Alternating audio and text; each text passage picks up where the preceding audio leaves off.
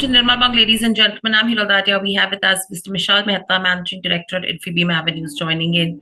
Vishal, welcome to the show, and always a pleasure to speak to you and get insights from you. In fact, the first thing I want to ask you is one, you have been one of the pioneers with regards to where fintech as a space goes. How has the journey been? Because we're seeing some exponential growth that is coming your way. Hiral, you're right. So if you look at maybe in the last 10 years, and if you look at the journey of fintech, earlier it was just about paying, for airline tickets online using credit cards because there were no cheap tickets that were available. Now, if you look at, online, offline, and many of the other channels, there are about 700 million RuPay cards. In a population of more than 1 billion, you have more than 700 million RuPay cards. So I think as far as the issuance is concerned, practically a lot of people have cards. When you open up a bank account, you will have a debit card. And I think, it moved from a cash economy to a card economy in the last 10 years. And lately, in the last 5 years, with the advent of UPI and others, it's become pretty much a mobile economy. So you can actually make payments, small payments using UPI rails. And so if you look at, the total amount of transactions and the number of transactions, in some of the statistics that, some of the consulting firms and RBI publishes, maybe 2 out of every 3 transactions will be a digital transaction in the next 2 to 3 years. Right. So if you look at the number of transactions, digital is growing. If you look at the total number of digital transactions compared to other kind of transactions, today in terms of value terms, it is less than 20%. So there's a lot of headroom also in front of us. And what has happened is that when you have a digital transaction, then it is measurable, and then it is also bankable. So the adoption has driven a lot of bankability also in the system, whereby people who actually go and say that, and they report that we had say for example so many transactions, until they're digital you are not able to ascertain, and hence bankability of merchants was also a problem. So I think the ecosystem's grown quite a bit. You're right, we've also grown. If you look at our CAGR in the last 4 years, it's more than 74%. In the last 4 years we've grown by 74% in terms of transaction volume. And we've been talking about it. We reported that we'll be clocking about 4 lakh crores in transaction volume by 23. In fact, in the first quarter itself, we are at that run rate. Right. So I think Vishal, to that, what I want to ask you is, you selected a market like India where digital penetration itself was very low when you started off, right? So would it be right to say that it's entry at the right time at the right place, and now we're looking at other international markets where digital penetration is already higher? So if you look at India in terms of technology revolution, because digital transactions require a lot of technology, and India is far ahead than majority of the international markets when it comes to payments technology. If you look at UPI rails, it is only in India. It's not there in other countries. If you look at the US, while there are digital transactions and they are through point of sale terminals, India has somewhat surpassed the whole point of sale impact and gone to mobile payments. And with the recent announcement that we have made, which is called CCAvenue Tap Pay, where you can download an application. See, every merchant does not have a point of sale device, but every merchant has a mobile phone. Correct. And what you could do is you can download the phone and you can tap a card, or you can make UPI kind of payment directly onto a merchant base.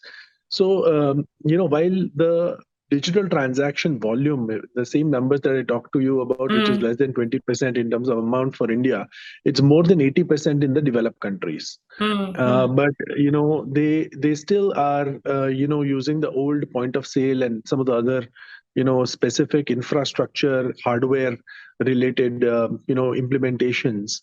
And I do believe that there's a lot of movement that will potentially happen in the next 2 to 4 years, whereby all these companies would want to, adapt to the next curve. So international definitely is a growth story. There is incumbents over there, people who are rooted, companies that are rooted in that geography. But when you actually have to spend $200 for every device, it is very prohibitively expensive. Imagine when you go and say, to 1 million merchants, you want to pay $200 of point of sale device, and that device will only be used to collect payments. whereas a phone has so many other utilities. Absolutely. So what ends up happening, in my opinion, is India is definitely there. India is the biggest beneficiary of the digital revolution. With the Start India movement and Digital India movement, I think there are a lot of things that are ahead of us than behind. And international, as far as payments is concerned, what will our thesis in this is that there are three dimensions with which payments will grow, and even international payments will also grow. The first is borderless. See, there Mm, is no reason why payments have to be, in some ways, restrained by physical boundary. And so, the moment you make it borderless, it becomes very interesting. We ourselves have a company called Fable Fintech that we've invested into. We incubated that company, mm, and they do $10 billion of international remittances into India. And its bank grid software, 9 out of 10 banks in India use us. So mm, that's one, which is borderless payments. Second is contactless payments. You see, today there is a card. Tomorrow there won't be, a card. It'll pretty much be a contactless payment world where you are able to go and tap or scan and be able to go and make payments without actually having to own a card. So that is the second dimension on which we believe there will be a mm, lot of mm. innovations. And the third one is security and trust at the center. There will be a lot of investments in security also, because you see, digital also has to actually cope up with a lot of security vulnerability and all the other network related issues that potentially come up. So I think these are the three dimensions in which, if you look at abstract it out, these are the three dimensions where the innovations will happen, and we definitely want to be part of all the three. Right. So Vishal, if you have to look at the different business segments from payment gateway to bill payments to the GEM platform or to lending and the Yes. e-commerce platform, which segments are you expecting to see a higher growth potential over the next 5 to 7 years from here on? See, if you look at our segmental results, 80% of our revenues come from payments, Hmm, hmm, which is where bulk of the transactions happen. The platforms are like, in a Gujarati thali, you have five different hmm. vegetables. So Correct. these are the platforms that we have that allow us to make the whole meal very Hmm, attractive and sticky. And as far as the platforms, the ones that you mentioned, you have this e-commerce platform, which is where we provide it to the government of India as well as to geo platforms and others. We have a Bill Avenue platform, which allows us to do utility payments. All these different types of property tax, aqua tax. See, finally, when you give a software and payment together, then it becomes very sticky. We hmm. also have Res Avenue, which is given to hotels.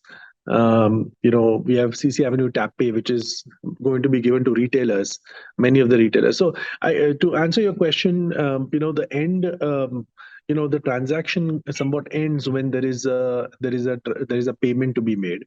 And we always think that as far as the lending part is concerned, it is a feature on the platform. It is not a standalone product. Hmm, So when a customer pays the merchant, lending, while you can build it out technically as a product, but it becomes a feature as far as the whole transaction is concerned. Do you hmm, want to pay by EMI? Do you want to do, bill me later? hmm. That kind of a setup, are all features which enable a transaction. So I think when you talk about platforms, payments, lending, and many others, we see a lot of movement in the payments front. Hmm, Payments, hmm, 80% of our revenues. Platforms add a lot of business. hmm, It allows us to make payments and the merchant experience far more superior. And lending, we feel, will be a feature on top of all the things that we provide to customers and hmm. merchants. And that is where we think that it will be the payment that drives consumption and not the other way around. Right. Normally, we feel that consumption is going to drive payment, but we believe it will be the other way around, because the Hmm. more affordable you can make it, the more consumption will grow. Right. So taking this point into consideration, and as you're saying that yes, international expansion is something which is on the cards as well over the next couple of years. So between GCC, USA, other geographies, and Southeast Asia, how do you see that revenue contribution coming in if you have to take the next 3 to 5 years into consideration with all the expansion plans in place?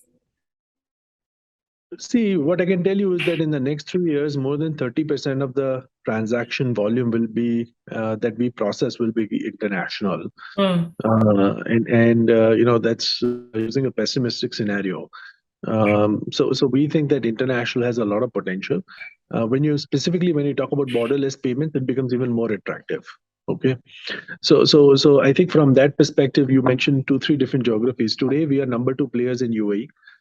We process about upwards of 8 billion dirhams across several thousand clients. If you go to the top of Burj Khalifa, you'll use CCAvenue payments. If you go to Emaar property, Damak property, whenever you want to actually make any property management tax related activity, even some airlines use us there.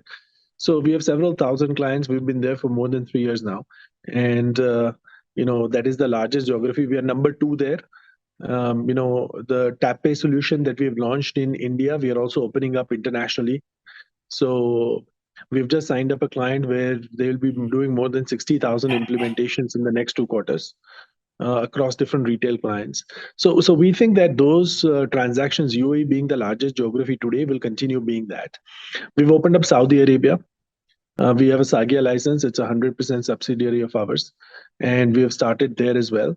When religious tourism is very large in Saudi Arabia, and UAE and Saudi will account for more than 60% of the transaction volume in the Middle East.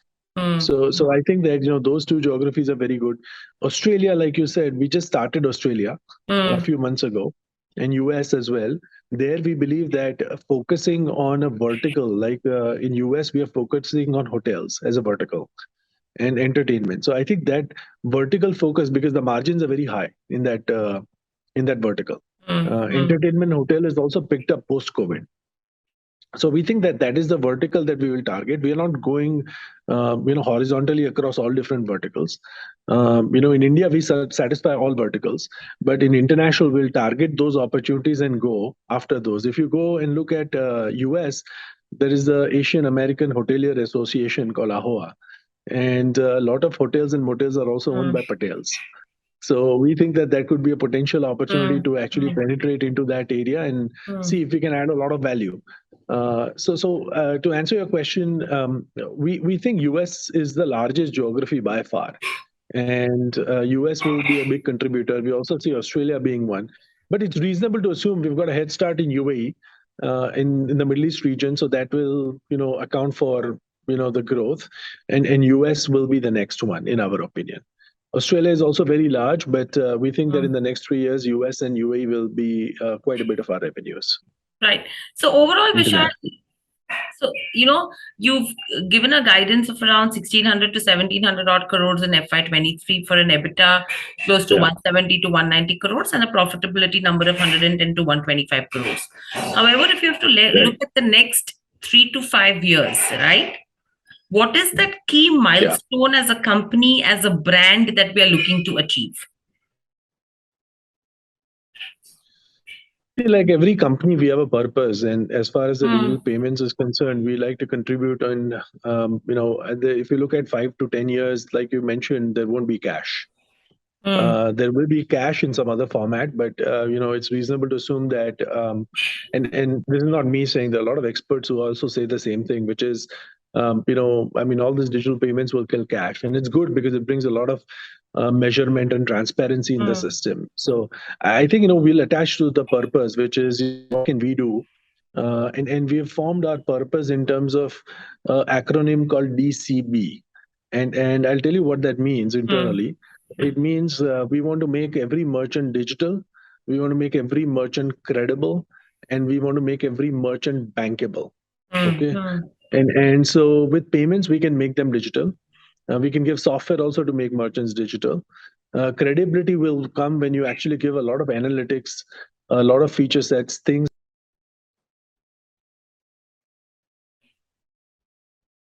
capability as well, which is the lending that you talked about. How can we enable them to get organized, attractive, loans that potentially allow them to grow their business? And I think that that's the acronym and purpose that we attach with. And if we can make as many merchants, DCB compliant, I think, that is what we'll attach our purpose to. As far as the company is concerned, though, and metrics and numbers are concerned, we think that, if you are able to, and if you're able to get to $100 billion in processing volumes, okay, I think it's a big milestone for us. We've crossed, almost between our platforms and payments, we cross about 10 billion a quarter now. If we are at a $40 billion run rate, I think we can potentially get to 100 billion. And that's a big milestone number for us because there are not many companies in payments that have that milestone. Okay. And the second part is this is not C2C transactions. These are B2C transactions. These are not, customer paying a customer. These are all transactions that you can measure and you can actually go and say there is a remunerative part for the company as well, even if it's a very small number. Because if you look at our take rate right now, we earn 6.9 bips on a transaction. Okay. So on every 100 rupees, we will earn, 7 paisa. So I think that's a good and I think that it's stable, it's growing. Unlike many of the companies that are in the space, we are profitable. We continue building it out. We create more stickiness in our product, and we think in spite of all of that, we've been growing. So yeah, 100 billion is a good milestone to actually go after in the next 5 years. Right. And very lastly, my last question coming to you is, how do you think you're exploring the B2B payment space as well? Because that's something which is, again, untapped, right? Right. What is that strategy going to be with regards to B2B, and how close are we to it? So we've just launched a platform called B2Biz. It's business to business. And that pretty much means that if you are an FMCG company and if your distributors have to pay you, you normally in an FMCG company, you need to get payments before you actually release the product to the distributor. Now imagine banks are closed over the weekend, and in spite of you having the cash, you're not able to make payments. And how do you do it? Methodology to be able to make payments to the parent. And right now it has been secured through, even if the distributor has the money in the bank, they're not able to send the money. And it goes on credit. So I think that, those are the kind of things that we would like to bring in terms of solutioning. Similarly for, recurring payments for things that potentially customers have to pay businesses. Yeah. So unlike, just the FMCG companies, there are many other companies also that have distributors and retailers and many others. And if we are able to provide solutioning to them along with credit scores, and that solutioning will allow them to, because finally, what do you need? You need billing and collection. And if we are for any business, I think I call it BNC, unit billing and collection, right? You need to be able to bill somebody and collect money. And if we are able to provide such BNC solutions within the supply chain, it becomes a very defensible. Sorry. So like I said, this FMCG companies can potentially use us. Any company that wants to do billing and collection can also use us, whether you are a small consultant or whether you actually are running a manufacturing unit with distributors and suppliers. And so with this B2Biz platform, we believe that we can actually make a difference and make the supply chain a lot more efficient. Right. So I think a lot of avenues of growth, Vishal, that you're targeting as well, and $100 billion in terms of gross transactions is something that we should be looking at and watching out for. So good luck for the same. Thank you so much for joining us on the show. A pleasure to speak to you, get insights from you, and good luck as well for the coming years and quarters. Sorry, is it at my end or your end? I'm not sure. I think it's at your end, but no problem. But thank you so much for joining us on the show, Vishal. Great to speak to you. Congratulations on aiming for the $100 billion in line with you. Thank you. Thank you so much. Speak soon. Bye. Subscribe to our YouTube channel for in-depth interviews of India Inc. and press the bell icon so that you do not miss our updates.